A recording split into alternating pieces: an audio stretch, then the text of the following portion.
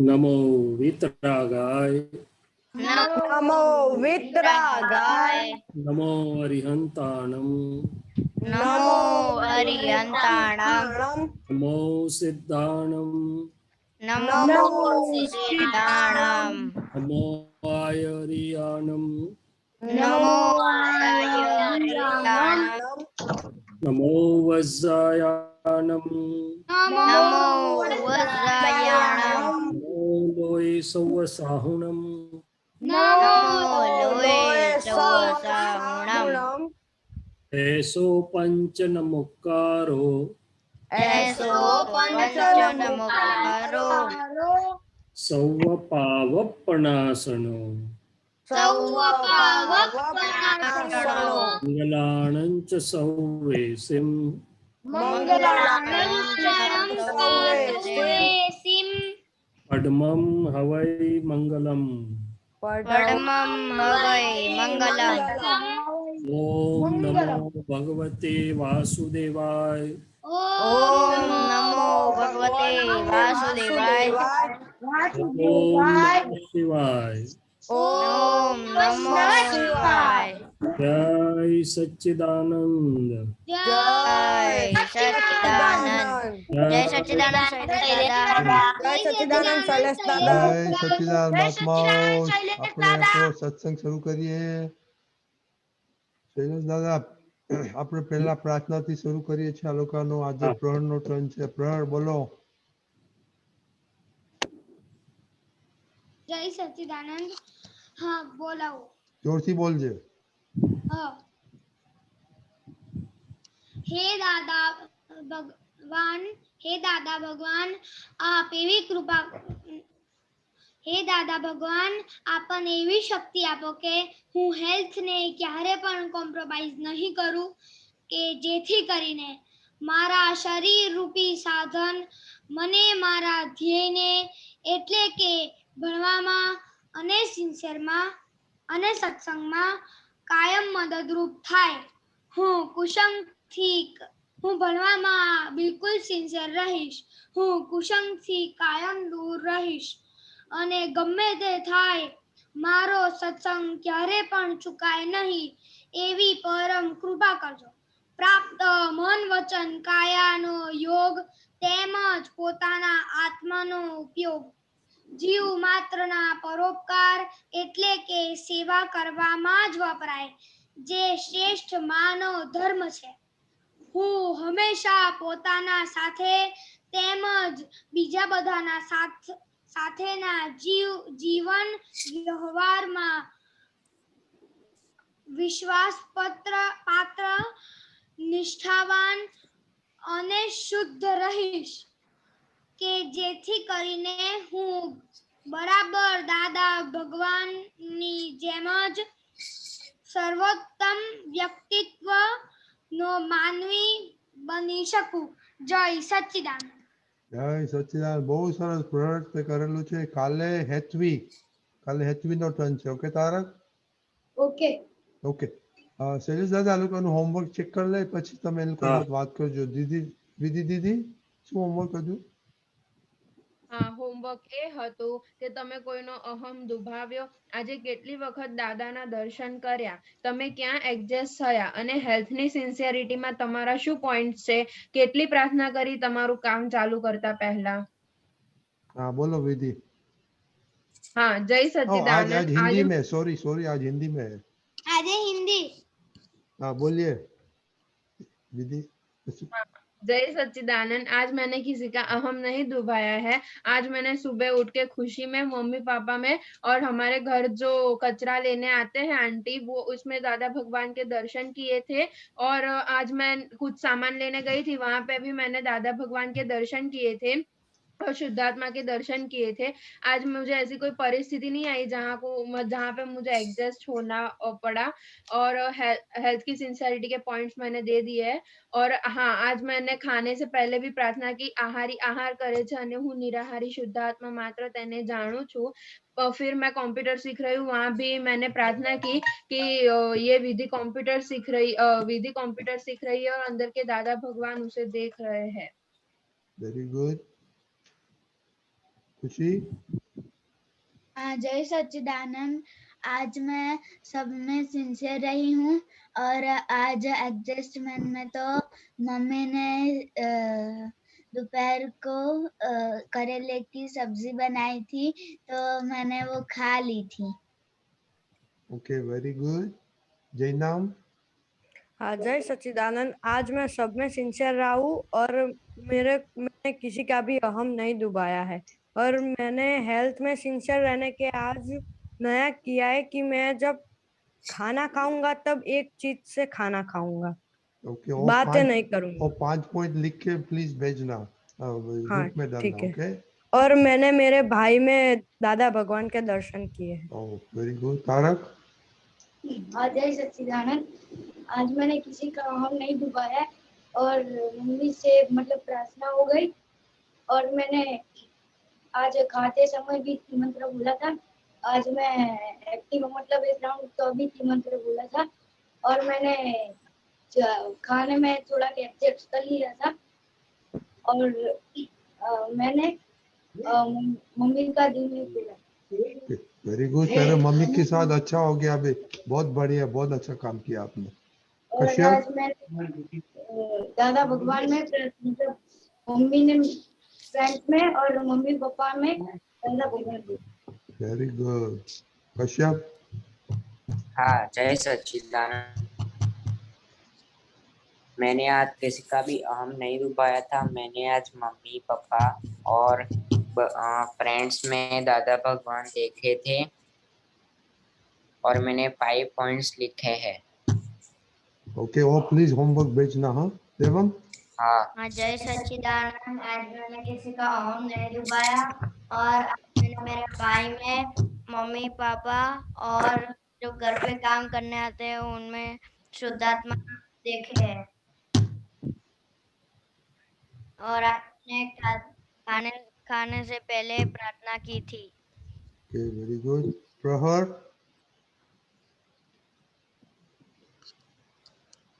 प्रहर, आवाज सुनाई दे रहा है? बोलिए आपका।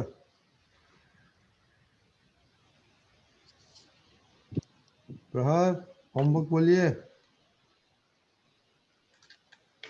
आवाज सुनाई दे रहा है? हाँ हाँ हाँ हाँ, बोलिए बोलिए। हेलो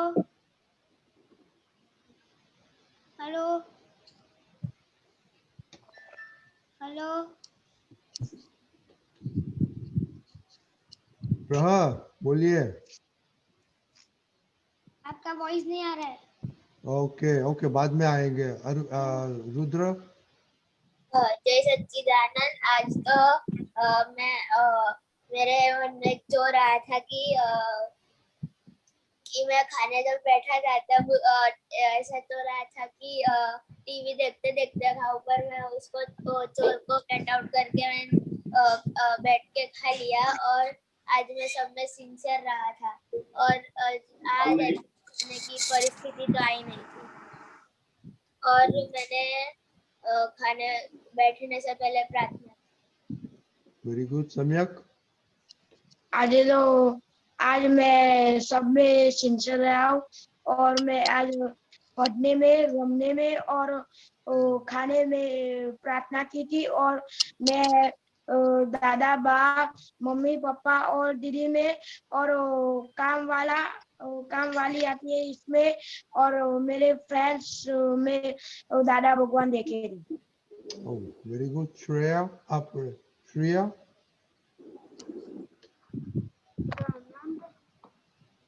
श्रेया, जोर से बोलिए। गुजराती में बोलू? हाँ बोलो। આજે હું મને કોઈનો અહમ નથી ડુબાયો અને હું ભણવામાં સિન્સિયર રહી હતી અને ओके, आपका होमवर्क भेजने का है। ओके हाँ हाँ। ओके। हिताक्षी। जय सच्चिदानंद। मैं सब में सिंसियर, आज मुझे एडजस्ट होने का कोई परिस्थिति नहीं आई है और आज मैंने मम्मी पापा मेरी बहन ट्री प्लांट्स में दादा भगवान देख लेते थे, और जैसे निमेश दादा ने बोला था कि अन्न में भी दादा भगवान देखने के, तो मैंने उसमें में अन्न में भी देखे थे। और मैं जब पढ़ने बैठी तब ये प्रार्थना की थी कि हे दादा भगवान, आज हमको मैम जो भी पढ़े तो तुरंत मुझे समझ में आ जाए, ऐसे आप मुझे शक्ति देना, जैसे वैसे प्रार्थना की। Very good. नम्या? हाँ, आज मैं सब में सिंसियर रहा था। आज कोई परिस्थिति नहीं आई थी एडजस्ट रहने की, और आज मैंने किसी का अहम भी नहीं दुभाया है। ओके, आपका होमवर्क में बाकी है वो भेजना लिख के। ओके प्रहर? Okay okay. प्रहर बोलिए। प्रहर? आवाज सुनाई दे रहा है? हाँ हाँ, बोलिए बोलिए बोलिए। हाँ। सब फ्रीज हो गया है।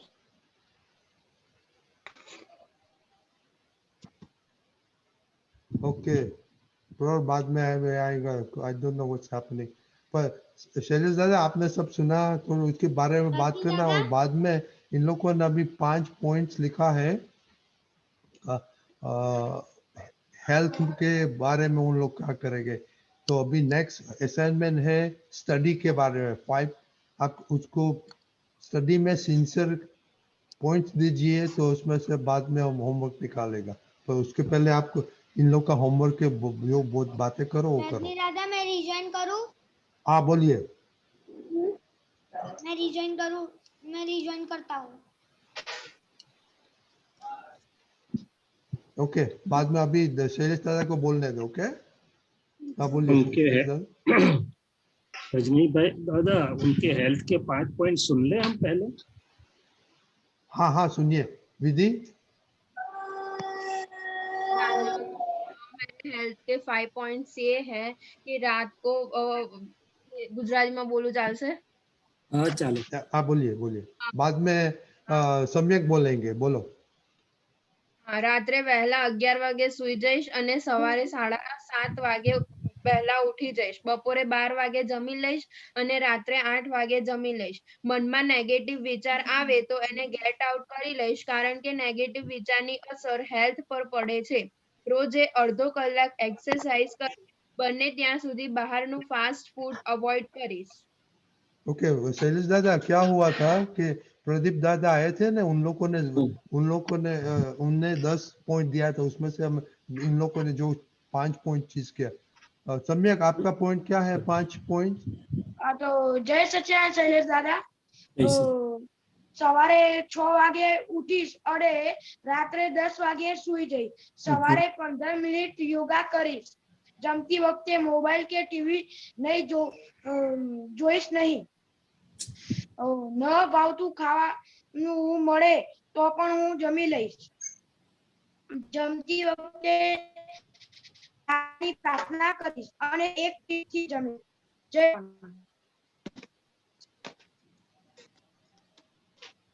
हाँ सुना आपने शैलेश दादा? हाँ सुना मैंने, बहुत अच्छा, बहुत बढ़िया। तो पहली बात तो ये है, बात करूं मैं थोड़ा? हाँ हाँ आप इनके बात करो, बाद में पॉइंटर्स देने का स्टडी के लिए। जैसे प्रदीप दादा ने बोला था अबाउट 10-15 पॉइंट्स। जी जी। तो आप सबके अंदर रहे हुए दादा भगवान को, शुद्धात्मा को नमस्कार, वंदन, और व्यवहार से आप सबको धन्यवाद कि आप इतना अच्छा कर रहे हैं। तो अभी थोड़ा आगे चलते हैं। तो हेल्थ का तो आपने अच्छा सोचा, मगर हेल्थ सिर्फ बॉडी की होती है कि और भी कुछ होती है? और भी कुछ होती है। बोलो ना, क्या क्या होता है उसमें? आप भली बातें कर रहे हैं, मगर मैं थोड़ा समझा, हम समझ को थोड़ा विकसित करें। तो वर्ल्ड हेल्थ ऑर्गेनाइजेशन है, उन्होंने हेल्थ की डेफिनेशन अभी क्या बताई है कि नॉट ओनली फिजिकल, मैंने सिर्फ शरीर का स्वास्थ्य नहीं, मगर मानसिक, मैंने इमोशनल, सोशल और स्पिरिचुअल, ये सब मिला के सर्वांगी स्वास्थ्य बनता है। क्या बनता है? सर्वांगी मीन्स होलिस्टिक हेल्थ होती है।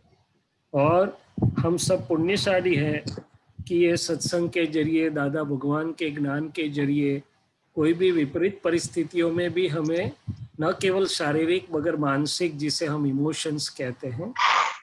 आपने इमोशनल कोशेंट सुना है क्या किसी ने?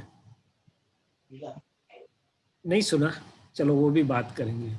तो ये ज्ञान विज्ञान के जरिए हमें मानसिक में इमोशनल स्वास्थ्य, सोशल में एक दूसरे के साथ हम रहते हैं, और हमारा स्पिरिचुअल मैंने आंतरिक सभी स्वास्थ्य हमें प्राप्त हो सकता है।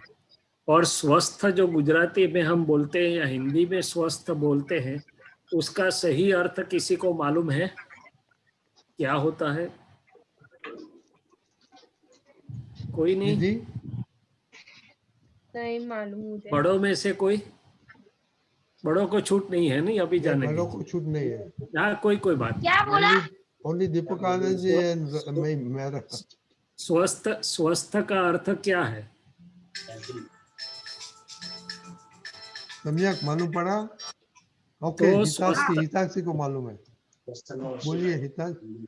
विधि, you have to make a statement. You have to say something, whatever it comes your mind, okay? हाँ बोलिए हितांशी।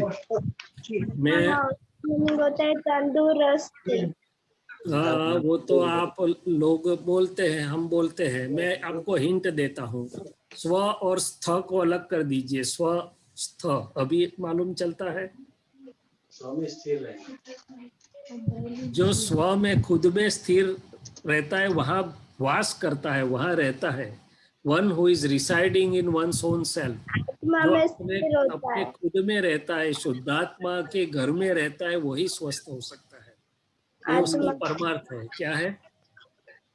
आत्मा में रहता है। हाँ, स्व में मैंने स्व को जानता है और स्व में रहता है, तो वह स्वस्थ हो सकता है। इसके पीछे बहुत बड़ा विज्ञान है। मैं थोड़ा छोटा बता देता हूँ आपको, बहुत डिटेल में नहीं जाना चाहता हूँ अभी उसमें।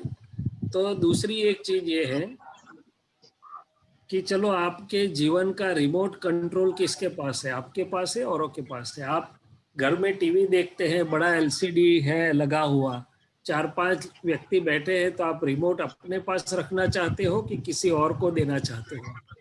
हमारे पास रखना चाहते हैं। हमारे पास। वो तो झगड़ा भी हो जाता है नहीं रिमोट के लिए कोई बार? हाँ। हाँ, तो फिर अपना जीवन का रिमोट अपने पास है कि औरों के पास? हमारे पास है। औरों के पास। हाँ, ये औरों के पास वाले सही बोले, मगर अभी साबित करो कैसे औरों के पास है। सम्यक बोलो, क्यों, कैसे, क्यों? आपने सही बोला। बाहर खाने का मन हो जाता है। अच्छा, वो तो एक बात है। रिमोट औरों के पास होने का मतलब क्या है कि कोई मुझे न पसंद ऐसी बात कर लेता है मेरे साथ, मेरा क्रिटिसिज्म कर लेता है, मेरा नहीं मानता है, मेरे साथ मुझे पसंद नहीं है ऐसा बर्ताव करता है, तो मेरा क्या होता है? मैं अपसेट हो जाता हूँ। तो फिर मेरे पास रिमोट रहा कि उसके पास चला गया? उसके पास चला गया। के पास।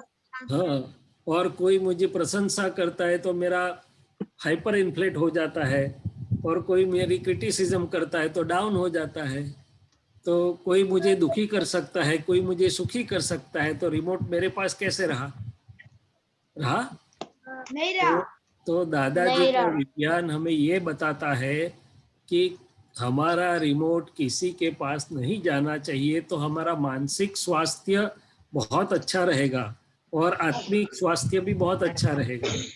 और दूसरा सीक्रेट बता देता हूँ कि हमें लगता है कि हमारा शरीर का स्वास्थ्य सिर्फ खाने से जुड़ा है, वो तो बात सही है, कसरत से, एक्सरसाइज से जुड़ा है, रेगुलरिटी से जुड़ा है, वो सब बात सही है, मगर इससे भी महत्वपूर्ण बात यह है कि हमारा जो इनर वर्ल्ड है ना, अंदर ये कार होती है ना, उसमें कार का बाहर का बॉडी बॉनेट इंपॉर्टेंट होता है कि अंदर की मशीनरी इंपॉर्टेंट होती है?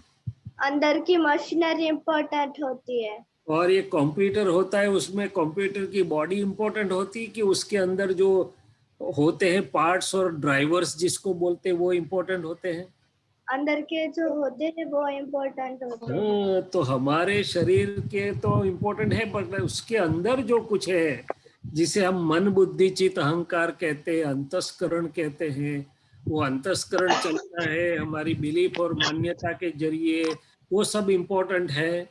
और ये अंदर का जितना अच्छा रहेगा तो शरीर का स्वास्थ्य उससे जुड़ा हुआ है। क्या हुआ है? तो शरीर का स्वास्थ्य अकेला नहीं होता है, वो अंदर मन के आधार पर, मन की समझ के आधार पर, आंतरिक स्वास्थ्य के आधार पर होता है। इसलिए रजनी भाई साहब होलिस्टिक साइंस में एक प्रोजेक्ट बनाया था, discover the world with in. हमारे अंदर का विश्व हम जाने पहचाने और उसको, ये सत्संग में हम वही कर रहे हैं, तो उससे हमारा हेल्थ अच्छा रहेगा। तो हेल्थ के लिए मैंने आपको ये 1-2 पॉइंट और दिए कि भाई अंदर के विश्व से जो जुड़ा हुआ है, तो हमारा रिमोट हमारे पास मैंने हमारी समझ के मुताबिक होना चाहिए, औरों के बिहेवियर के मुताबिक नहीं होना चाहिए। क्या होना चाहिए? औरों को जो पसंद आए करे, मैं क्यों अपना सुख गवा दूं, मैं क्यों मेरी लगाम उसको दे दूं। ठीक है? तो ये, और अंदर का मन का स्वास्थ्य कैसे रहे, तो बोले सही समझ से। तो ये दादा भगवान के सत्संग में, विज्ञान में हमें वही मिल रहा है, सही समझ मिल रही है, और उससे हमारा स्वास्थ्य धीरे धीरे बढ़ता जाता है। तो इस वक्त शैलेश भाई को भी एक संयोग मिला है कि पूरे बड़े फलक पर होलिस्टिक हेल्थ थ्रू वितराग विज्ञान, मैंने सर्वांगी स्वास्थ्य वितराग विज्ञान से कैसे प्राप्त हो सके, ऐसी एक टॉक प्रेजेंटेशन का निमित्त मिला है। बाद में आप लोगों से शेयर कर लेंगे। ठीक है? हाँ। अभी रजनी दादा ने बोला ना स्टडीज के पॉइंट देने हैं, स्टडीज की बात करनी है। रजनी दादा क्या बोलता है? In studies. हाँ, सिंसियरिटी इन स्टडीज। ओके, हाँ, उसे व्हाट इज, इसका मीनिंग क्या होता है स्टडी में सिंसियर रहने का? अच्छा अच्छा अच्छा, कैसे रह सकते हैं? बराबर। पहले तो सिंसियरिटी की बात करूं, उससे पहले ये बात करूं कि अभ्यास क्यों करना है, उसका फायदा क्या है। अभ्यास में सिर्फ एकेडमिकल बुक्स आती है कि और भी सारी चीजें आती हैं? आपको क्या लगता है? बोलिए विधि। हमको तो सिर्फ जो सब्जेक्ट्स होते हैं वो ही आते हैं, लेकिन अभ्यास इसलिए करना चाहिए कि हम मतलब आगे जाके हमारे मतलब किसी के आधार रूप जीवन ना जीना पड़े, हम अपने पैरों पे खड़े हो सकते हैं। हाँ, वो तो बात बिल्कुल सही है। सिर्फ आपको आपके पैरों पर खड़ा रहना है कि और भी कुछ करना है? हाँ, और भी सबकी सेवा भी करनी है।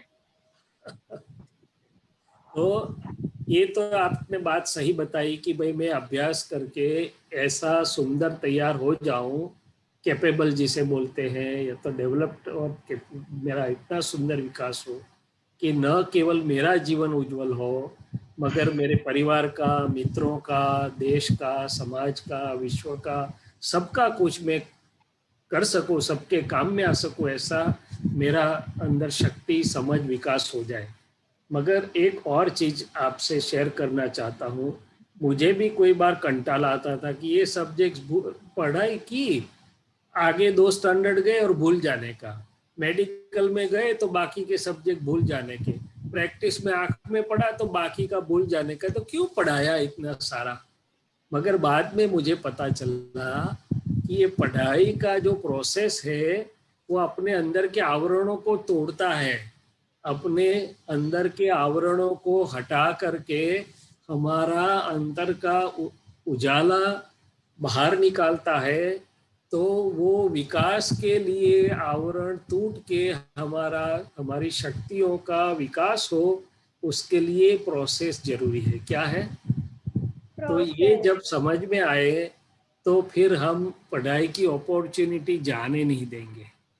दूसरी चीज की पढ़ाई में सिर्फ बुक्स नहीं आती है, सर्वांगी पढ़ाई मैंने अपने जो ध्येय और लक्ष्य है आसपास के, इसमें दीपक आनंद जी को पूछेंगे तो सॉफ्ट स्किल्स की बात करेंगे। हमारे एकेडमिक स्किल्स तो होते, मगर सॉफ्ट स्किल्स का मतलब है एक दूसरों के साथ कैसे हम अच्छा कम्युनिकेशन कर सके, कोई बात करनी है तो हम कैसे अच्छे ढंग से, प्रेम पूर्वक, अच्छे ढंग से, कंसाइजली, क्लियरली एंड इफेक्टिवली उसको रजू कर सके। उसके लिए भी काफ़ी एक्सपेरिमेंट्स चलते हैं, लोग चलाते हैं कि भाई एक टॉपिक दिया आपको 5 मिनट दी जाती है, उसमें कितने अच्छे से अच्छे ढंग से आप उसका बता सकते हो। वो भी एक कला है। क्या है?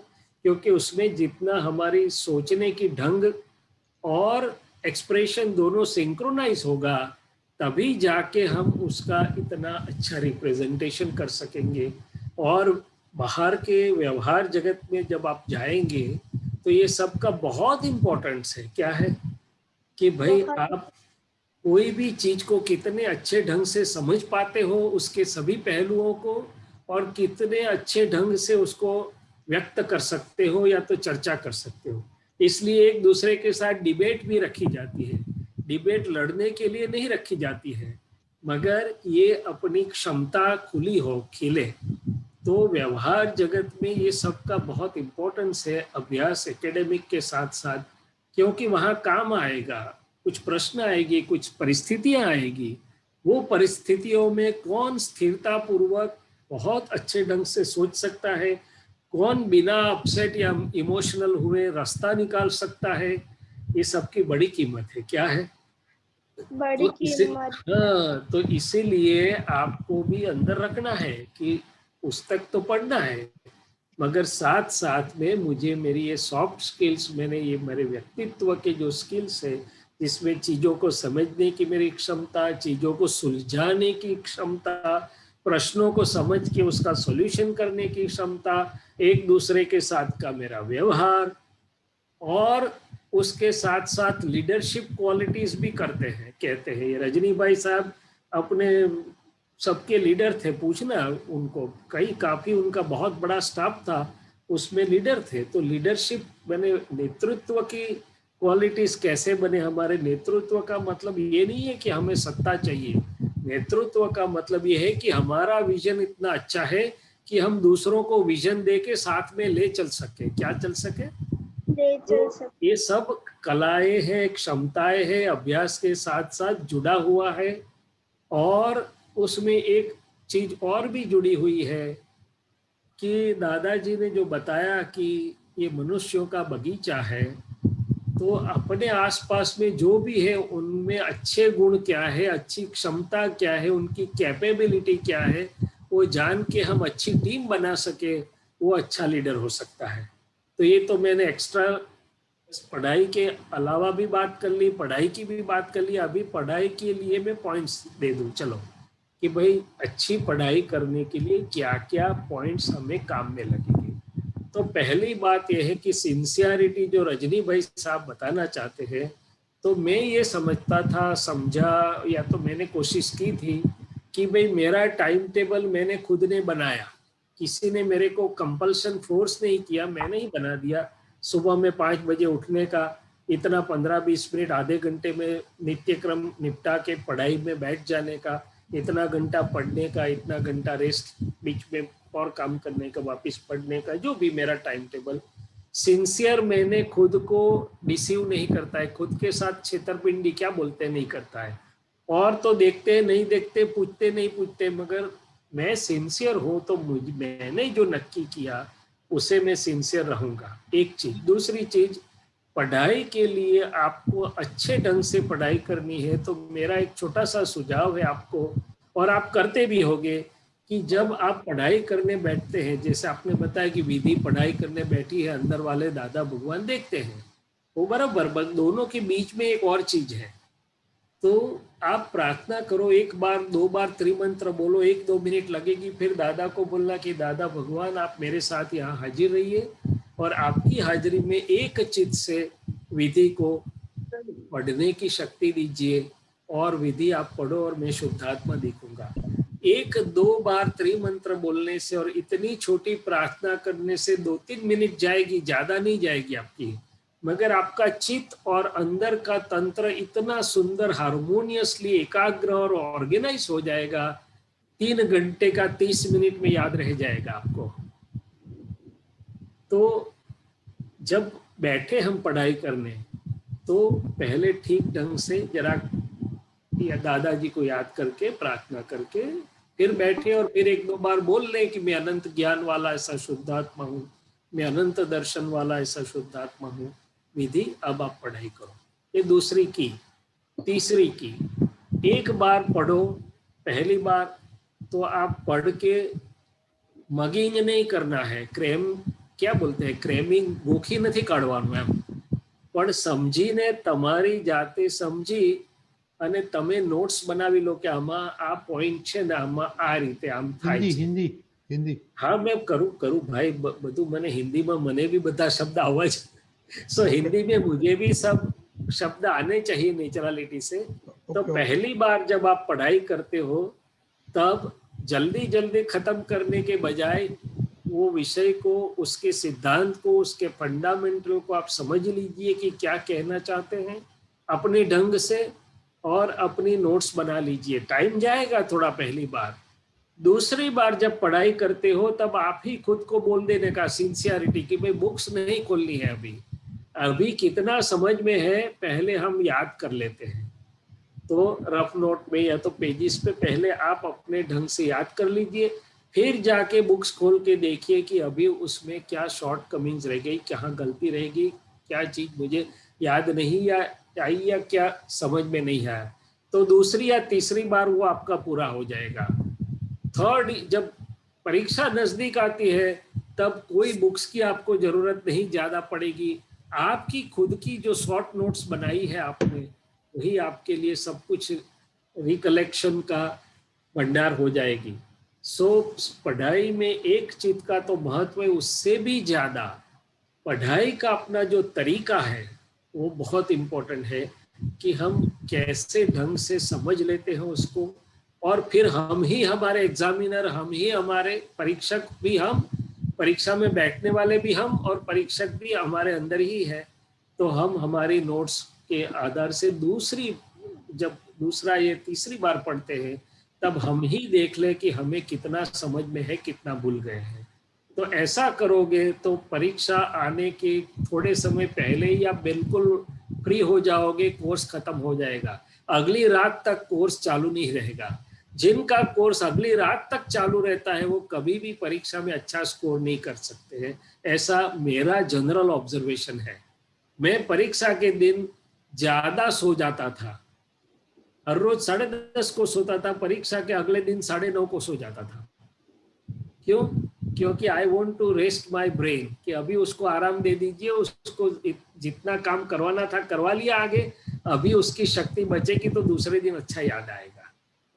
तो रेगुलरिटी आपकी चित्त के लिए आप जो भी मेथड डेवलप करना चाहते हो डेवलप कर लीजिए, आपकी पढ़ाई की मेथड आप डेवलप कर लीजिए, आपकी नोट्स बनाना चाहते हो तो वो अच्छी बात है, पर रिकलेक्शन कितना समझ में है कितना नहीं, खुद की परीक्षा खुद लेते रहिए।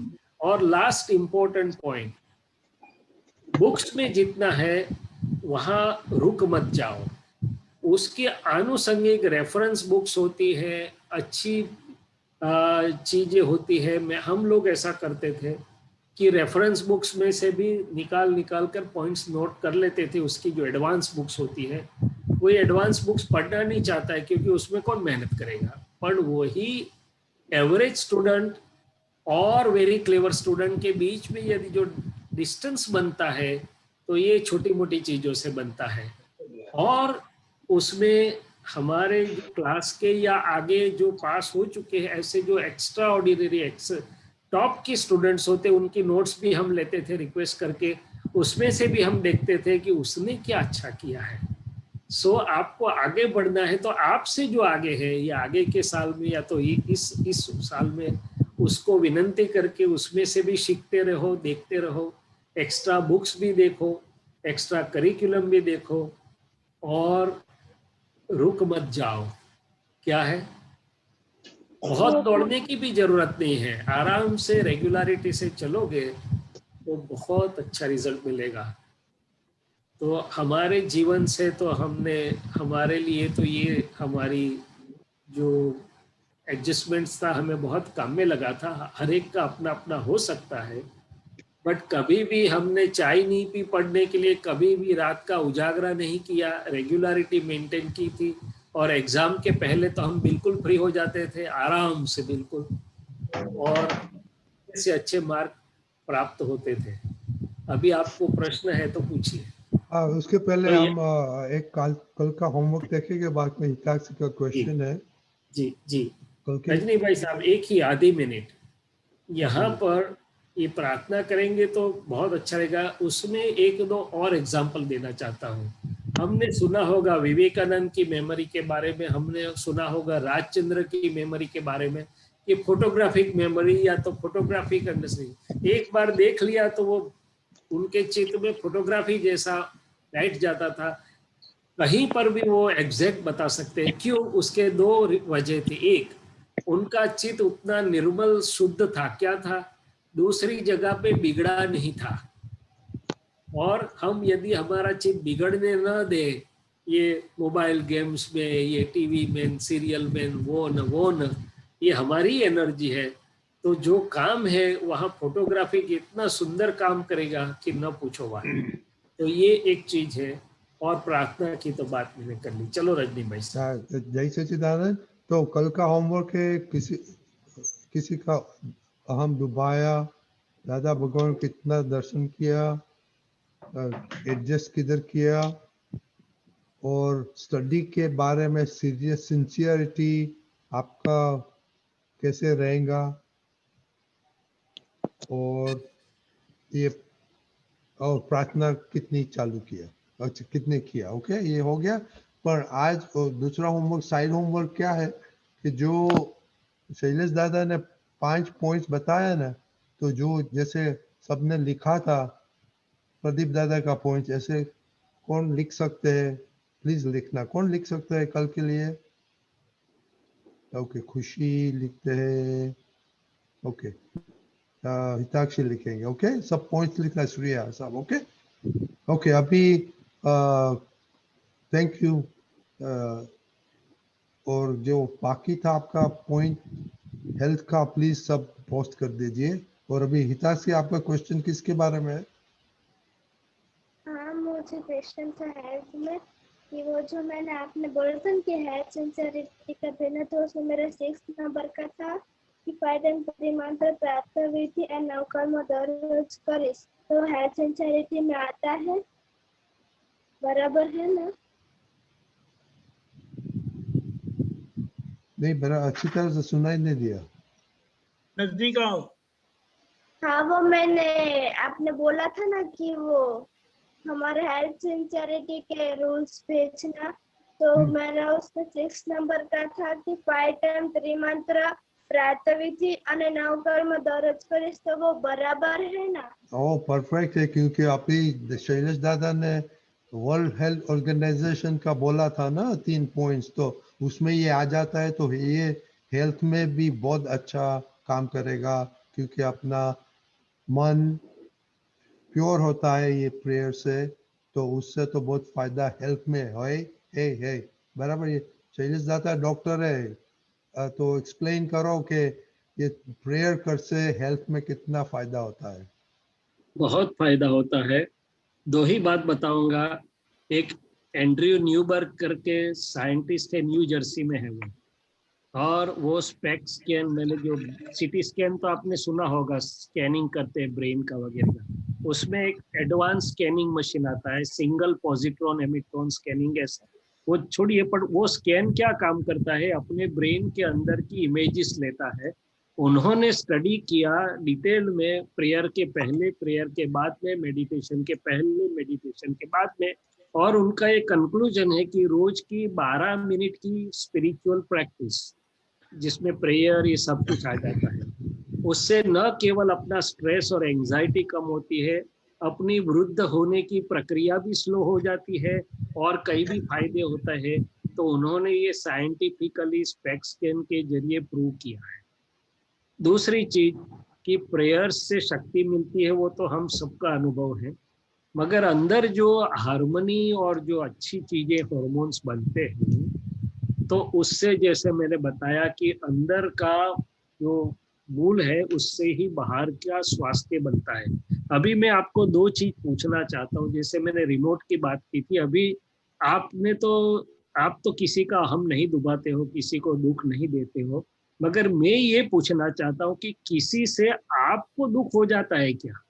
आप अपसेट हो जाते हो, आपको कुछ पसंद नहीं आता है, ये तो ठीक है, रोज सत्संग में आते हो इसलिए आप बोलते नहीं हो कि भाई ठीक है, मगर आपके अंदर आपको खुद को दुख होता है, खुद डिस्टर्ब होते हो, खुद अपसेट होते हो, ऐसा होता है क्या? हाँ, कभी कभी होता है मुझको। कभी कभी होता है कि रोज कोई बार होता है? कभी कभी होता है। कभी कभी होता है। सम्यक उस समय क्या होता है अंदर और बाहर, शरीर में भी क्या होता है उस समय, नोट किया आपने? क्या? उस समय अंदर जब आपको अच्छा नहीं लगता है, अंदर जब आपको दुख होता है, अंदर जब आप डिस्टर्ब हैं, तब शरीर पर क्या असर पड़ता है, आपने देखा? नहीं नहीं, वो तो नहीं देखेंगे बच्चे लोग। नहीं, मैं इसलिए तो मैं उनको ओपन कर रहा हूँ। देखो, मैंने अनुभव किया कि कोई बार कोई कारण से मैं अंदर से डिस्टर्ब हो जाता हूँ, तो मेरा शरीर भी, मेरा माइंड भी अच्छा काम नहीं करता है, मेरी एनर्जी लो हो जाती है, सब कुछ होता है। इसलिए दादा भगवान ने बताया कि भाई हमारे से तो किसी को दुख न होए, मगर किसी से हम दुखी होते हैं तो हमारी गलत मान्यता के कारण है। क्या है? तो इनकरेक्ट अंडरस्टैंडिंग, गलत, जहां पर हमें असर होती है तो हमें अंदर दादा भगवान को याद करना है कि हे दादा भगवान, मुझे ऐसी समझ दीजिए कि जैसे जिससे मैं उसको ठीक ढंग से देख सकूं, तो फिर हमें भी अंदर आनंद रहेगा। क्या रहेगा? आनंद। हम डिस्टर्ब नहीं होंगे औरों से, हम क्या बोले, दुख नहीं होगा हमें, या हमें नापसंदगी नहीं होगी, क्योंकि हमारे अंदर ही ऐसा उजाला है दादा भगवान का कि कोई कुछ भी करे मगर मैं तो मेरे सही समझ से सुख में हूँ। अच्छा, एक और चीज बताता हूँ कि हम लोगों से प्रेम करते, मैत्री करते, मगर लोग हमें प्रतिसाद नहीं देते, हमारे साथ ऐसा प्रेम से मैत्री से व्यवहार नहीं करते हैं, तो हमें क्या करना चाहिए? हम क्या करते हैं ताक्षी? हम सोचते हैं कि अगले जन्म में हमें उनको ऐसा किया होगा तो ही वो हमको ऐसा दुख देंगे। हाँ ठीक है, चलो, मगर उससे आपको आनंद हो जाता है कि टेम्पररी आपका मन शांत होता है कि आनंद होता है? अगले जन्म में किया तो उसका भार तो रहा ना, कि अगले जन्म में हमने कुछ गलत किया है तो वो बोझ बना कि नहीं बना? बना। हाँ ठीक है, चलो, बात गलत नहीं है, मैं आगे की बात करता हूँ कि कोई मुझसे मैत्री रखना चाहे या ना चाहे, प्रेम रखना चाहे या ना चाहे, मगर मैं तो उसके अंदर शुद्धात्मा दादा भगवान देख के, यदि मेरे दिल में प्रेम है तो मेरा दिल तो आनंद में रहेगा कि नहीं रहेगा? रहेगा।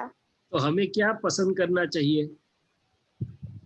शुद्धात्मा दादा भगवान देखने का, और प्रेम उसके जरिए सबके साथ प्रेम रखने का। वो रखे कि नहीं रखे, मुझे रखना है। क्या रखना है? अंदर से। समझ में आई मेरी बात? हाँ। क्योंकि उसमें मुझे फायदा है। क्या है? मुझे फायदा है। तो ये ऐसी सही समझ से मेरा मानसिक और आंतरिक स्वास्थ्य बहुत अच्छा रहेगा। इसमें प्रेयर्स भी आती हैं, क्योंकि प्रेयर्स मुझे अंदर की शक्ति देती है, आंतरिक शक्ति प्रदान करती है, आंतरिक हार्मनी, सुसंवादिता देती है, जिससे एक तरफ बॉडी है वो अच्छी रहती है, दूसरी तरफ आत्मा है। ये जो अंदर की मशीनरी है, मन बुद्धि चित्त अहंकार की अपने अंदर, वो एक बाजू बॉडी से कनेक्टेड है, दूसरी बाजू हमारे शुद्धात्मा से कनेक्टेड है। ओके, चलो आगे। हाँ। और मुझे एक बात कहनी थी कि जैसे आपने बोला कि हमें दूसरी बुक में से भी प्रैक्टिस करनी चाहिए, तो वैसे मेरे पापा हमारे 5th स्टैंडर्ड की मैथ्स की प्रैक्टिस बुक लेके आए थे, तो मैं मैथ्स की प्रैक्टिस बुक करती हूँ। Very good, very good. लोग जो करते हैं नॉर्मल स्टूडेंट, उससे हम 2 स्टेप्स ज्यादा करें। और मैं दादा भगवान से प्रेयर करके बैठती हूँ हर बार जब पढ़ने बैठो कि हे दादा भगवान, मैं अभी जो पढ़ूं वो मुझे तुरंत समझ में आ जाए और मुझे याद रह जाए, ऐसे आप मुझे शक्ति दो। बिल्कुल बढ़िया। इसी बात पढ़ती और याद रह जाता है। और मैं हर रोज गीता जी के श्लोक भी 15 रीड करती हूँ। चलो रजनी दादा आगे चले। हाँ चलो बॉय, वेरी गुड। हाँ हिताक्षी, वेरी गुड। जय सच्चिदानंद। कश्यप भाई।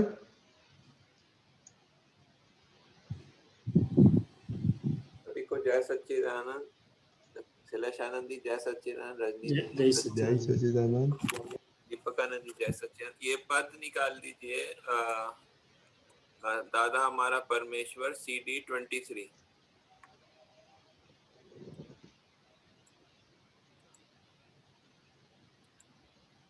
उसमें एक लाइन है, हवे करूं जो भावताल तो कौन धरे सुकान।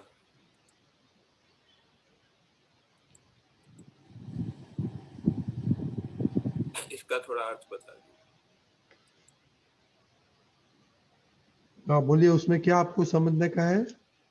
वो लाइन समझ नहीं आ रहा है, क्या कहना चाह रहे हैं। हवे करूं जो भावताल तो कौन धरे सुकान, ये सेकंड पैराग्राफ में है।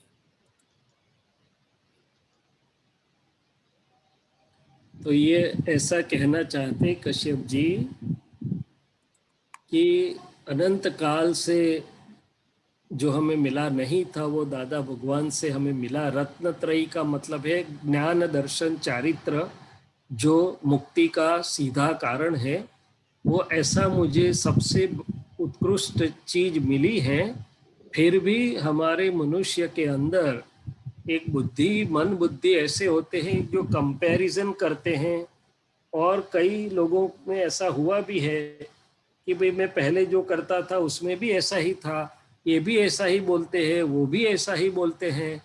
तो कंपेयर एंड कॉन्ट्रास्ट वाली जो हमें भाव ताल नहीं बोलते कि ये चीज से ये अच्छी है, कि ये इससे अच्छी है, कि ये इतना अच्छा है, इसमें ये है वो है।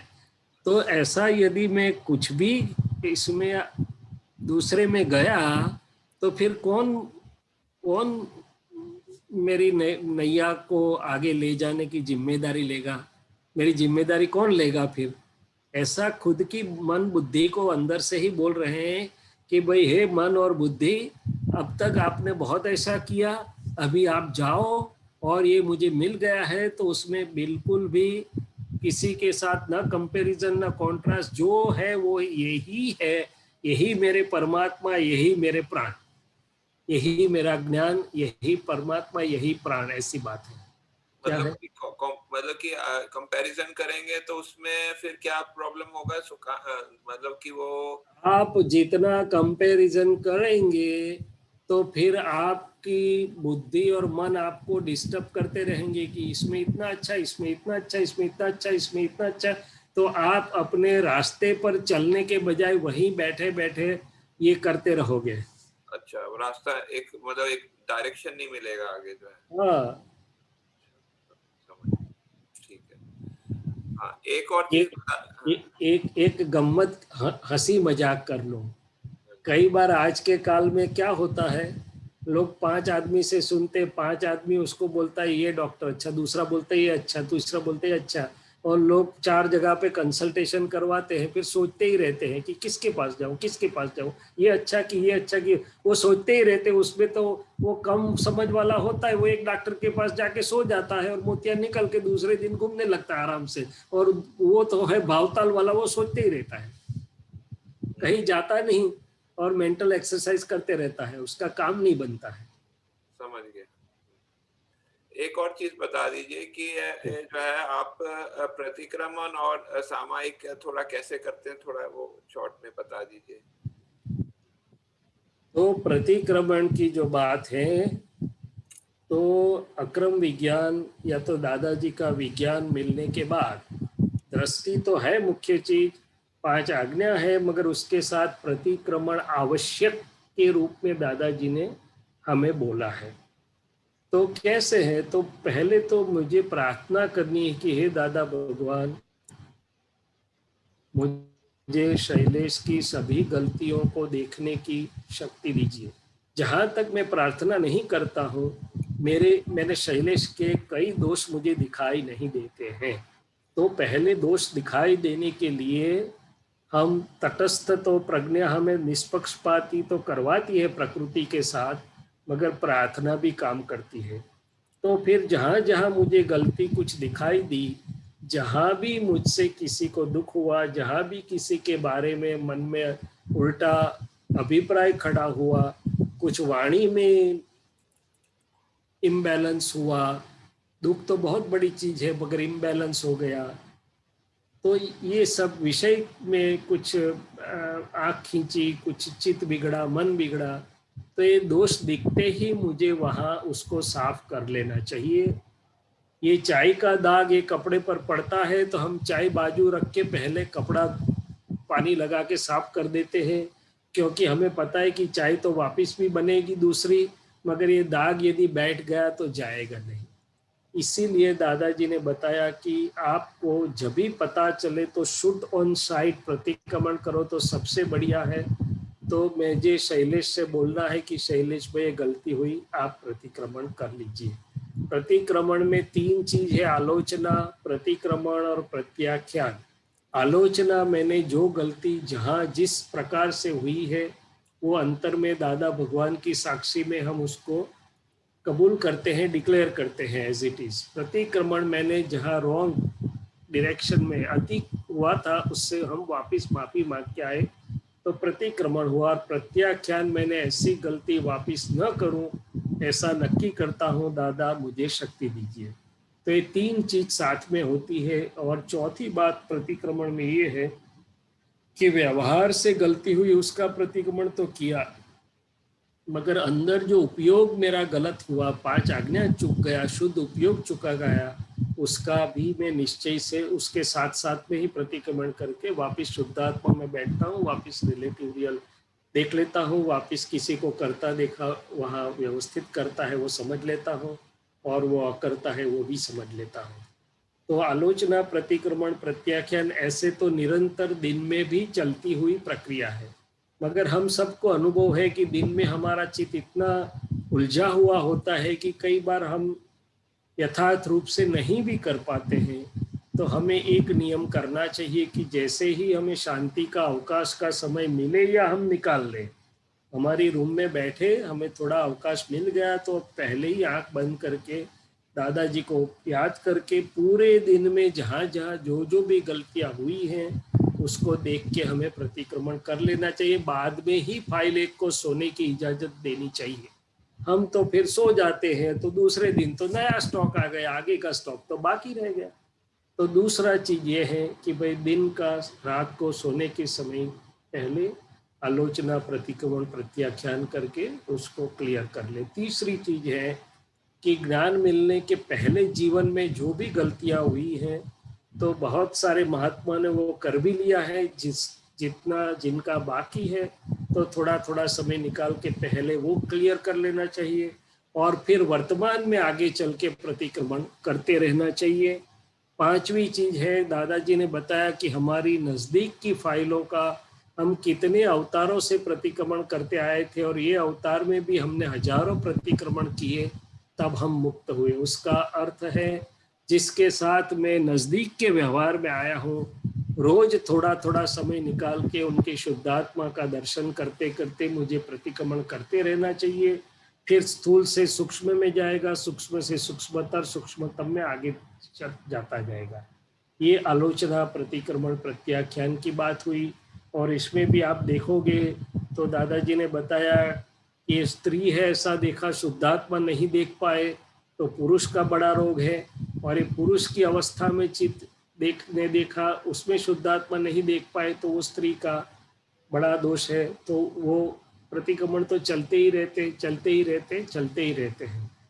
उसमें मन, चित्त और वाणी का तो प्रतिक्रमण चलते ही रहेंगे।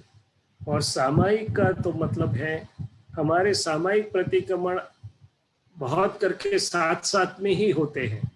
सामायिक का मतलब है आत्मा का खुद के स्वभाव में रहना। तो दिन के दौरान तो ये 5 इंद्रियों के दरवाजे द्वार खुले होने से हमारा उपयोग जितना चाहिए उतना ठीक नहीं रहता है। इसलिए जब समय निकाल के सुबह में या रात को थोड़ा सा दादा को प्रार्थना करके यदि हम बैठे तो वहाँ बुद्धि बिल्कुल गैरहाजिर हो जाएगी और प्रज्ञा काम करेगी और ज्ञान का प्रकाश और अनुभव बहुत अच्छे ढंग से खुला होगा। दादाजी भी अपनी हाजिरी में जो नजदीक रहते थे उनको सामायिक करवाते थे, खुद आज्ञा दे के करवाते थे और उनकी खुद की हाजिरी में प्रतिक्रमण भी हमको दादाजी ने करवाए। तो ये 2 प्रयोग जिनको ज्ञान के अनुभव में प्रगति करनी है उनके लिए बहुत हेल्पिंग है।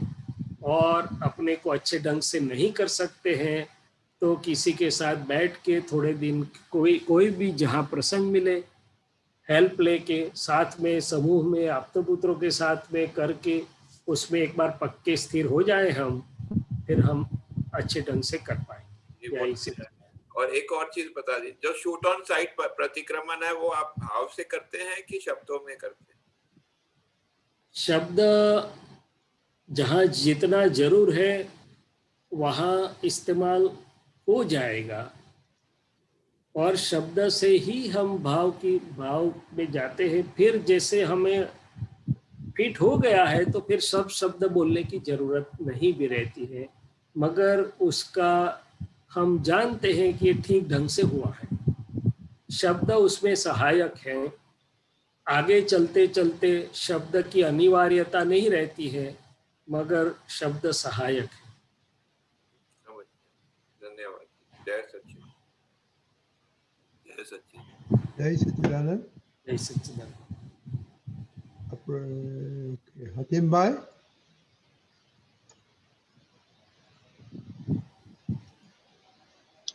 हाँ चले चरण जी, जय सच्चिदानंद। हेलो। हाँ बोलो। हाँ अभी जो ये प्रतिक्रमण की बात हुई है, मेरा एक पर्सनल एक्सपीरियंस हुआ है 2-3 बार अभी एक 10-15 दिन के अंदर। जैसे प्रतिक्रमण अभी मैं करता ही रहता हूँ थोड़ा, जब भी टाइम मिलता है तो उस हिसाब से माइंड में प्रतिक्रमण की प्रोसेस चल रही। तो जब कभी 2-3 बार ऐसा हुआ, रात को मैं सब सो गया हूँ और जैसे एक माना थोड़ा सपने जैसा, उसमें वो मुझे जो पुरानी याद है वो चित्र दिखता है जो उसमें प्रतिक्रमण के हिसाब से आता है। तो उसमें तुरंत नींद खुल जाती है, मतलब वो आंख बंद है लेकिन समझ में आ जाता है कि ये मुझे हो रहा है, पुराने की याद आ रही है, दिखते है चित्र पूरा। और वहाँ मतलब जैसे पूरी सभानता है, समझो ऐसा मुझे समझ में आ रहा है कि अभी ये हो रहा है। वो देखता हूँ और तुरंत उसका मैं दादा से प्रायश्चित कर लेता हूँ तुरंत कि दादा ये हो रहा है, मेरा हिसाब है, ये मेरा जो गलती हुई थी ये मुझे याद आई, तो ये मेरी माफ कर दो, संभव निकाल कर। तो ये मेरा समझना ये है, पूछना कि थोड़ा शुरुआत जो हुई, समझो ये बात, तो वो तो जैसे सपने जैसे होते हैं सपने वैसा, लेकिन सपने में से नींद खुल गई तो मतलब वहाँ मेरा पूरा वहाँ ध्यान है, कॉन्सेंट्रेशन दिखता है कि ये जो हुआ प्रोसेस, तो मेरा प्रायश्चित, मेरा हिसाब के हिसाब से जो मैंने आगे गलती की थी वही चित्र वही चीज बराबर याद है। और फिर तुरंत मैं अपने आप से वहाँ सभानता से प्रायश्चित करता हूँ। तो ये प्रतिक्रमण होता है एक पार्ट। नहीं, वो तो जो आपने थोड़ा कंफ्यूजन में भी हूँ। नहीं कोई बात नहीं। दिन के दौरान जो हमारे से हो रहा है वो 3 करण जैसे बोलते हैं, त्रिकरण जागृत है उसमें, मगर वही नींद में जब देह सोता है तब अंदर तो प्रक्रिया चलती रहती है। तो कुछ अंश से जो आपने दिन के दौरान का उपयोग था कर रहे हैं वो रात को भी चल सकता है। जैसे मैं शुद्धात्मा हूँ बोलते बोलते हम सो जाते हैं, तो पूरी रात उसका पानी बढ़ता रहता है, वो चालू रहता है। इसी प्रकार से आप जो बोलते हैं वो मुमकिन है कि दिन के दौरान जो आपकी प्रतिक्रमण की प्रक्रिया चल रही है तो रात को तो देश होता है, अंदर आत्मा तो जागृत है, शुद्धात्मा, और अंदर की प्रक्रिया भी चालू है, तो उसका कुछ लाभ रात को भी हमें प्राप्त हो सकता है, वो बात सही है। और जब हम जागृत हुए देह से तो फिर वापस जो भी है उस हिसाब से करेंगे। तो आपकी बात सही है, उसमें कंफ्यूजन होने का कोई सवाल उठता नहीं है, कोई जरूरत नहीं है, वो अच्छी बात है, चलने दीजिए। जय सच्चिदानंद। ओके, अभी अपना टाइम हो गया है शैलेश आनंद जी एक्सपीरियंस सुनने का। तो दीपक आनंद जी। जय सच्चिदानंद। दादा के विज्ञान का अनुभव महात्मा दोहराएंगे, और आज हमारे साथ आ रहे हैं साइंटिस्ट, बहुत बड़े अंतर्मुखी है, और बाहर तो बड़े साइंटिस्ट है ही। सुरेश जी खरे बड़ौदा से, जय सच्चिदानंद पधारे। जय सच्चिदानंद। शैलेशानंद जी जय सच्चिदानंद। जय सच्चिदानंद। श्री सिमंदर स्वामी जी को भक्ति पूर्वक नमस्कार करता हूँ। श्री दादा भगवान को सादर नमस्कार करता हूँ। आदरणीय आप्तपुत्र व भगवान महात्माओं को सादर नमस्कार करता हूँ। आदरणीय दीपक, रजनी भाई और इस कोरोना काल के सभी धर्मों व सनातन धर्म के अनुयायियों को, लीडरों को, सबको मैं सादर नमस्कार करता हूँ। कभी कभी सोचता हूँ कि भारत क्षेत्र ब्रह्मांड के में वैज्ञानिकों द्वारा भारत दर्शन, जहाँ सभी धर्मों की गीता, रामायण, सभी चीजें पढ़ी जाती है, और उसी युग में दादाजी का आश्चर्य अक्रम विज्ञान की जो खोज हुई है वो सीधे मोक्षगामी मार्ग बताती है। दादाजी का एक नई खोज, नई दृष्टि, एक आश्चर्य की खोज है, ऐसा मेरा अनुभव कभी कभी कहता है। मेरा अनुभव गीता रामायण में पहल बहुत अत्यधिक था, परंतु धीरे धीरे समय पर आड़े आने लगा, और आज ये दादा भगवान की जो 5 आज्ञा, शॉर्टकट में जो दादाजी ने पहली 2 आज्ञा शुद्धात्मा पद व रिलेटिव, रियल और रिलेटिव बताई, उसमें बहुत कुछ समझ में लग गया। मैं कभी कभी सोचता भी हूँ कि भारत में कितने कई साधु संत हुए, जन्मे और जीवित भी हैं, किंतु क्या इस ज्ञान को समझने में की कोशिश की कि नहीं की? क्या कमी रही कि हम लोग समझा नहीं सके? कभी कभी कई श्लोक में गीता के कभी कभी पढ़ने में आ जाते हैं, तो उसमें कभी कभी सोच में पड़ जाता हूँ कि ये उससे मिलती जुलती है कुछ, दादा की 5 आज्ञा, और सरल, मगर दादाजी ने जो 5 आज्ञा इतनी छोटी, सरल और अक्रम विज्ञान, एक विज्ञान की खोज है इस युग की, बहुत बड़ी आश्चर्य की बात है। गीता में भी कहा गया है, प्रज्ञानाम ब्रह्म, मैं ज्ञान रूप हूँ, अहम ब्रह्मास्मि, मैं ब्रह्म रूप हूँ। जहाँ दादाजी ने सिंपल, रियल और रिलेटिव कह करके बता दिया। सही में कभी कभी सोचता हूँ कि रियल शब्द और रिलेटिव एक इतना बड़ा शब्द है कि इसके ऊपर एक बहुत बड़ी किताब तक लिख सकते हैं। तत्पश्चात तद्भवत तदासीत, यानी कि हम आत्मा को देखें, समझे और जाने, पहचाने, ये ऐसा गीता में लिखा है। कहीं कहीं गीता का श्लोक में भी मैंने पढ़ा था, गुह्य ब्रह्म तदम ब्रह्मी मानुषाचर, माने मनुष्य इस संसार में सबसे श्रेष्ठ प्राणी है। मनुष्य ही गुह्य ब्रह्म कहता आया है, और यह ब्रह्म का पराधीन है, दुख है, दुखी है, कभी सुख रहता है, कभी कैसा रहता है। किंतु ये सब बहुत सारी चीजें जो हमारे शास्त्रों में लिखी गई, वो ना हम लोगों ने कभी ढंग से पढ़ी और ना समझी। कभी कभी ऐसा मन में आता है, मगर ये दादा का ज्ञान, मेरा अनुभव तो इतना अच्छा कहता है कि जब जब मैं सत्संग सुनता हूँ और उसको समझता हूँ, तो सीधे सुरेश मुआ पर, अपने पद पर आ जाता हूँ कि संसार में कितनी भी माया जाल है, सुरेश को देखता रहता है, कहाँ कहाँ भटक रहा है, कहाँ कहाँ जाता है, कुदरत क्या क्या उससे करवा रही है, कैसा मान अपमान, मोह, माया, अहंकार, से भरा हुआ है। सदैव यहाँ वहाँ भटक करके फिर सुरेश अपने पद पर, शुद्धात्मा पद पर आ जाता है। कलयुग, कभी कभी सोचता हूँ कि कलयुग एक ऐसा युग है जहाँ लक्ष्मी और मान का इम्पोर्टेंस सबसे अत्यधिक है, और हमेशा उसी से दूर रह करके सुरेश को रखना चाहता हूँ। फिर सिर्फ शुद्धात्मा ही पद एक ऐसा पद है कि जहाँ फिर वो शांत होकर के बैठ जाता है।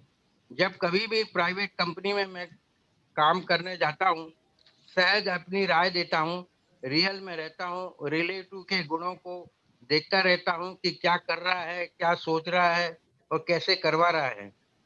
कोई कैसा भी सर्टिफिकेट बाद में देता है, उसे एक्सेप्ट करता हूँ कि खरे जी का है, आसानी से स्वीकार कर लेता हूँ। कभी कभी ऐसे मन में आते हैं विचार कि हर जीव आत्मा अपने गुणों से जन्म लेता है और अपने गुणों के कर्म के अनुसार कुदरत के माध्यम से उन कर्मों को निकाल करती रहती है। हम एक माध्यम का रूप है। कभी कभी सोचता हूँ कि मैं सिमंदर स्वामी हूँ, मैं कृष्ण भगवान जैसा शुद्धात्मा हूँ, मैं ऋषभ देव भगवान जैसा शुद्धात्मा हूँ। फिर कैसी भीख मेरे में है जो रोजाना संसार की ओर मुझे ले जाती है। सुरेश को देखता रहता हूँ, ऐसा कैसा स्वार्थ मेरे में अंदर भरा हुआ है। सुरेश का जन्म बंबई में हुआ था, फिर वहां से पढ़ाई करते करते तरह तरह के दोस्तों से पाला पड़ा, किंतु बड़ौदा आकर के दादाजी का जो 5 आज्ञा जीवन में मिली और एक अंश शुद्धात्मा पद हूँ, ऐसा हमेशा बना रहता है। खरे के अंदर के आव भाव, चाल चलन, मान अपमान से दूर खरे का है, ये पहले से भरा हुआ है, वो निकल रहा है। उसको समयानुसार ज्ञाता दृष्टा मैं रहूं, ऐसी दादा से शक्ति मांगता रहता हूँ। इतना सुंदर ज्ञान दादाजी ने बताकर चले गए। कभी कभी सोचता रहता हूँ कि गीता में हमेशा कृष्ण अर्जुन से कहते रहते थे कि हे पार्थ सुन समझ। कई श्लोकों द्वारा उन्होंने अर्जुन को समझाया भी गुणों के बारे में। जो माने तुम भरा करके लेकर के अंदर आए हो अपने गुणों को, उनका निकाल बुद्धि से समझ करके करना है। उसी तरह दादाजी ने रिलेटिव को, सुरेश को समझाया कि ये सब तेरा डिस्चार्ज है, कुदरत करवा रही है। सदैव देख कैसे संजोग आते हैं और अब सिर्फ निकाल डिस्चार्ज का समय है। देखो, समझो, जानो, पहचानो खरे को कि क्या कर रहा है। सदैव किसी भी जीव को दुख ना पहुंचे, ऐसी भावना मैं अंदर से सच्चिदानंद स्वरूप में से रहूं सदैव। किसी को भी मेरी तरफ की भीख स्वार्थ नहीं आए। सुरेश में आप सभी महात्माओं से ऐसा आशीर्वाद और प्यार प्रेम चाहता हूं कि अपने सभी गुणों का निकाल करते रहूं। ऐसी शक्ति दादाजी आप दे और सभी महात्माओं से चाहता हूं। आपका ही सदैव सुरेश खरे। जय सच्चिदानंद। जय सच्चिदानंद। डॉक्टर साहब।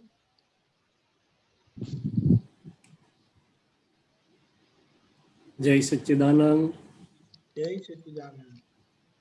खरे जी ने बहुत अच्छे ढंग से अर्क निकाल के बोला। साइंटिस्ट हमेशा अर्क ही निकालते हैं कि रिलेटिव और रियल में पूरा ब्रह्मांड का सभी ज्ञान दादाजी ने दे दिया।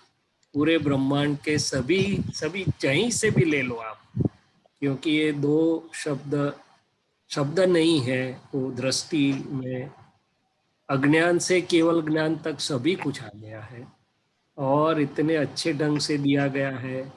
इसीलिए दादाजी ने बताया था, the world is the puzzle itself and there are 2 view points to solve this puzzle, one relative the other real. तो और खरे जी की भावना हमेशा के लिए रहा करती है कि ये लोग इतना करते हैं, गीता पढ़ते हैं, ये पढ़ते हैं, वो पढ़ते हैं, तो उनको ये मिले हैं तो कितना अच्छा। बिल्कुल सही बात है। और खरे जी की ये बात भी सही है कि ज्ञान तो अद्भुत है, मगर हम निमित्त जो है वो लोगों को समझा नहीं पाते हैं। समझाने से पहले हमारा चारित्र बल ऐसा होना चाहिए, हमारी स्थिति ऐसी होनी चाहिए कि हमारी हाजिरी से ही उसको आनंद हो जाए, हमारी हाजिरी से उसका हृदय परिवर्तन हो जाए। दादाजी की आंखों में देखते थे ना, लोगों का सब कुछ बदल जाता था। शब्द तो बाद में निकलते थे, सिर्फ उनकी हाजिरी से ही सब कुछ बदल जाता था। इसलिए खरे जी, बात तो ये है कि अद्भुत विज्ञान हम ही हमारे अंदर उसको इस्तेमाल करते करते हम ऐसे हो जाएं कि हमारी हाजिरी से दादा भगवान का अनुभव हो उनको, हमारे अंदर में दादा भगवान ऐसा सुंदर प्रकाशमान होते रहे, और ये मन वाणी काया उनको हम दे दें, हमारा कुछ भी न रहे बीच में, तो हमारी हाजिरी से ही हम, हाजिरी में नहीं, देह के थ्रू दादा भगवान का अनुभव लोगों को होगा, विज्ञान का अनुभव होगा। और आपने ये बात सही बताई है, सही आपका स्टडी है कि कितने भी लोग, कितने भी प्रयत्न भी है, सब अच्छे अच्छे शास्त्र है, सब कुछ है, मगर शास्त्र में शब्द होते हैं, शब्द का मर्म तो ज्ञानी के हृदय में होता है। कृष्ण ने बताया ना कि बात, गीता एकदम अद्भुत ग्रंथ है, मगर गीता को समझने की दृष्टि कहाँ से लाएगा? तो वो जो यहाँ मिली है, और आपका साइंटिफिक बहुत अच्छे ढंग का है, तो वो दादा को विज्ञान से हम पहचाने, वैज्ञानिक ढंग से अनुभव करें, तो पूरे ब्रह्मांड के वो सर्वोत्कृष्ट वैज्ञानिक है। क्या है? ज्ञानी पुरुष और तीर्थंकर भगवंत लोकालोक के पूरे यूनिवर्स, अकेला नहीं, लोक और अलोक, उसके श्रेष्ठ वैज्ञानिक होते हैं। और वैज्ञानिक उसका नाम जो बहुत सरलता से दूसरों को दे सके। आइंस्टाइन ने बोला था कि जब तक चीज कठिन लगती है तब तक वो वैज्ञानिक खुद ही नहीं समझा है। तो बिल्कुल अच्छी बात, अच्छा अनुभव, अच्छी भावना,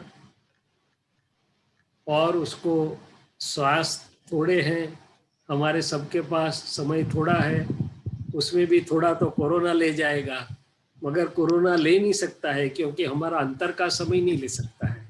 सो ये समय को यूज करते करते हम हमारे अंदर के दादा भगवान को इतने अच्छे ढंग से प्रकाशमान होने दें। और दादा भगवान यदि ये बोलते थे कि मैं यहाँ चार पाई पर बैठा बैठा पूरे जगत में घूमता हूँ और पूरे जगत का कल्याण करता हूँ, तो ये कोरोना काल में हम सभी महात्माओं के पास ये है कि हम घर में बैठे बैठे, लॉकडाउन भॉकडाउन जो भी हो, बैठे बैठे पूरे जगत में घूमे और उससे ये विज्ञान पूरे जगत में पहुंचे।